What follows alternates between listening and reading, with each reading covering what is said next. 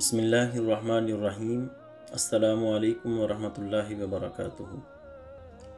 خواتین و حضرات، اللہ تعالیٰ نے جانوروں اور انسانوں میں عقل کا فرق تو رکھا ہی ہوا ہے، لیکن جانوروں اور انسانوں میں ایک فرق یہ بھی ہے کہ جانور اپنے جذبات کا اظہار اپنی زبان کے ساتھ نہیں کر سکتے، لیکن انسان اپنی گفتگو کے ساتھ، اپنے الفاظ کے ساتھ، اپنے کلام کے ساتھ، اپنی زبان کے ساتھ اپنے جذبات کا اظہار کر سکتا ہے۔ یہ جو گفتگو ہے یہ انسان کی شخصیت میں نکھار بھی پیدا کرتی ہے اور ان الفاظ کے اندر انسان کا عکس بھی دکھائی دیتا ہے۔ بہترین الفاظ کا چناؤ ہی انسان کو عزت اور وقار کے بلند مرتبے پر بٹھا دیتا ہے، اور نامناسب الفاظ انسان کو بلند ایوان میں بھی کم تر اور کم حیثیت بنا دیتے ہیں۔ الفاظ کی اہمیت کے حوالے سے ڈاکٹر محمد ارشد اویسی اپنی کتاب میں لکھتے ہیں کہ الفاظ اور محاورات بھی لباس کی طرح انسان کی شخصیت کے عکاس ہوتے ہیں۔ انسانی کردار کی مانند الفاظ اور محاورات بھی عظمت، تمکنت اور وقار کے حامل ہوتے ہیں۔ ان کا بے جا اور نامناسب استعمال ان کے کردار کو مان کر سکتا ہے۔ بعض الفاظ ایسے ہوتے ہیں جو رہتی دنیا تک تاریخ کے اوراق میں امر ہو جاتے ہیں۔ وہ کسی کے اچھے الفاظ بھی ہو سکتے ہیں اور برے الفاظ بھی ہو سکتے ہیں، جیسے ٹیپو سلطان کا یہ جملہ آج بھی اس کی وجاہت کی عکاسی کرتا ہے کہ شیر کی ایک دن کی زندگی گیدڑ کی 1000 سالہ زندگی سے بہتر ہے۔ اسی طرح الفاظ ہی کسی انسان کی زندگی کو بنا دیتے ہیں اور الفاظ ہی کسی انسان کی زندگی کو برباد کر دیتے ہیں۔ مثلا ایک بادشاہ نے خواب دیکھا کہ اس کے سارے دانت ٹوٹ گئے ہیں اور ٹوٹ کر گر پڑے ہیں۔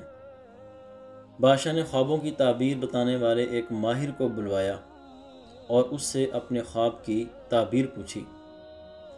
تعبیر بتانے والے عالم نے بڑے غور اور خوض کے بعد بادشاہ کو بتایا کہ بادشاہ سلامت، اس کی تعبیر تو یہ بنتی ہے کہ آپ کے سارے گھر والے آپ کے سامنے مر جائیں گے۔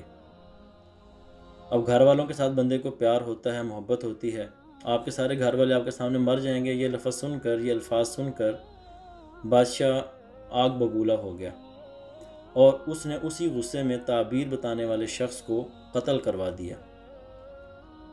پھر اس نے ایک اور خوابوں کی تعبیر بتانے والے کو بلوایا۔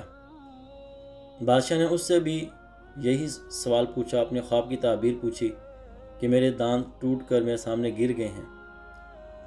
تو دوسرے تعبیر بتانے والے شخص نے کہا کہ بادشاہ سلامت، مبارک ہو، خواب کی تعبیر اچھی ہے اور خواب کی تعبیر یہ بنتی ہے کہ ماشاءاللہ آپ اپنے تمام گھر والوں میں سے سب سے لمبی عمر پائیں گے۔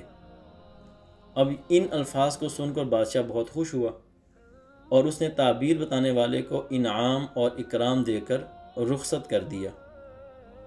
اب ذرا غور کریں کہ دوسری تعبیر کا بھی وہی مطلب بنتا ہے جو پہلی تعبیر کا بنتا تھا، کیونکہ اگر بادشاہ اپنے گھر والوں میں سے سب سے لمبی عمر پائے گا تو یقیناً اس کے تمام گھر والے اس کے سامنے ہی مریں گے، مگر بات کو ایک سلیقے کے ساتھ کیا گیا۔